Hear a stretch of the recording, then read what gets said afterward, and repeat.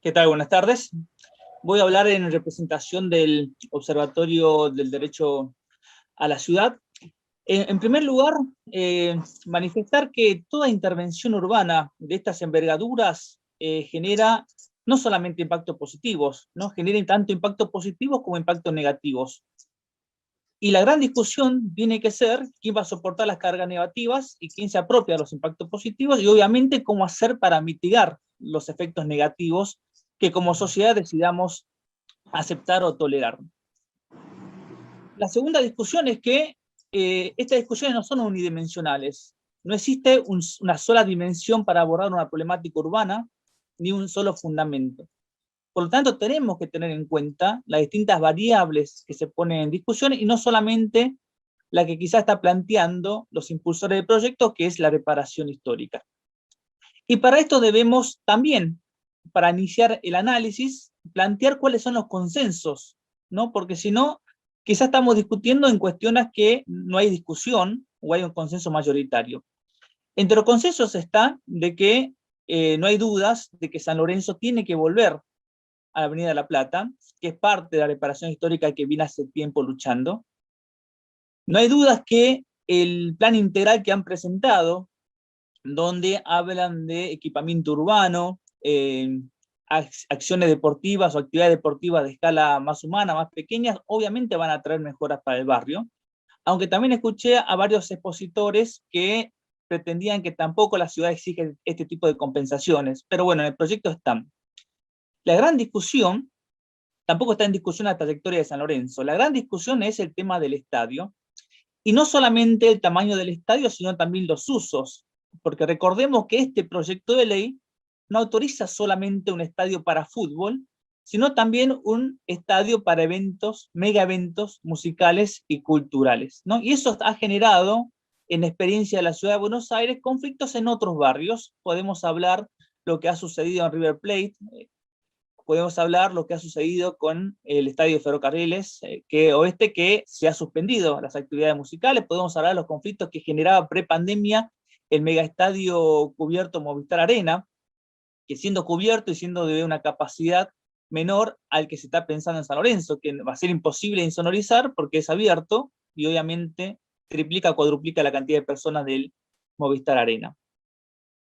Y también, para comenzar esta discusión, hay que recalcar que la sociedad porteña está avanzando en esta reparación histórica, ¿no? Por una parte, se aprobó la ley de expropiación de esta venta forzosa para que San Lorenzo recupere esas tierras, y además, el actual Código Urbanístico de la Ciudad de Buenos Aires exige a cualquier privado de la Ciudad de Buenos Aires que cuando va a urbanizar un predio mayor a 1,5 hectáreas, tiene que ceder a la ciudad entre el 25 y el 50% de esas tierras para espacios verdes.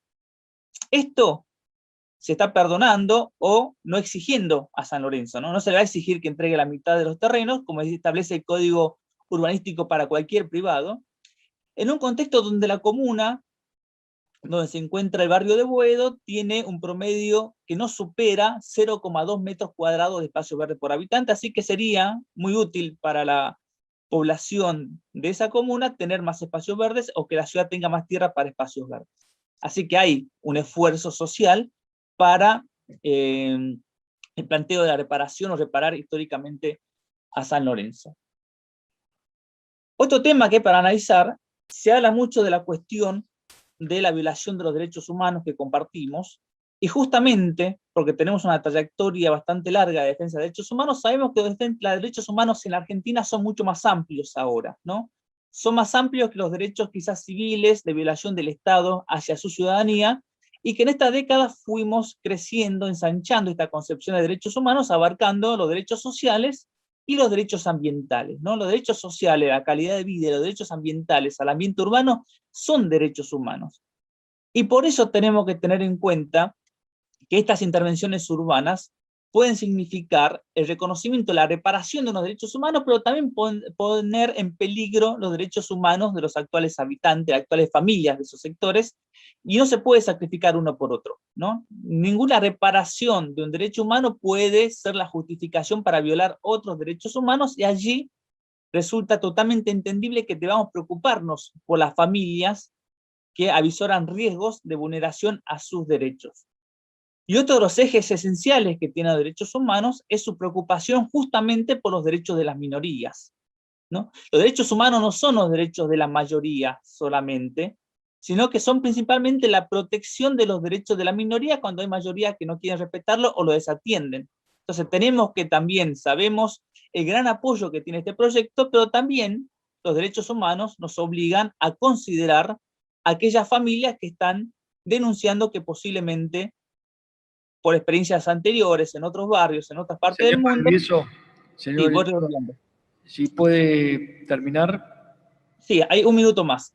Y una cuestión muy esencial es que justamente en esto de la planificación Porque ya se urbana, pasó, el señor Valdivieso, se pasó 30 segundos. Si bueno, puede redondear.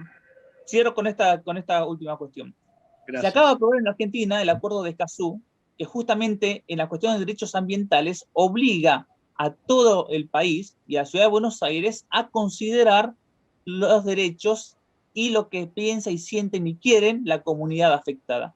Por eso apoyamos el proyecto que se presentó en la legislatura porteña exigiendo un referéndum obligatorio sectorizado para esta zona, porque son las nuevas comunidades las que tienen que definir los usos de su territorio, obviamente compatibilizando los impulsos que tiene San Lorenzo para reparación histórica, pero no se puede soslayar lo que la comunidad de Boedo, a través de una consulta bien realizada, tiene el derecho a determinar sobre el destino de su barrio. Muchas gracias.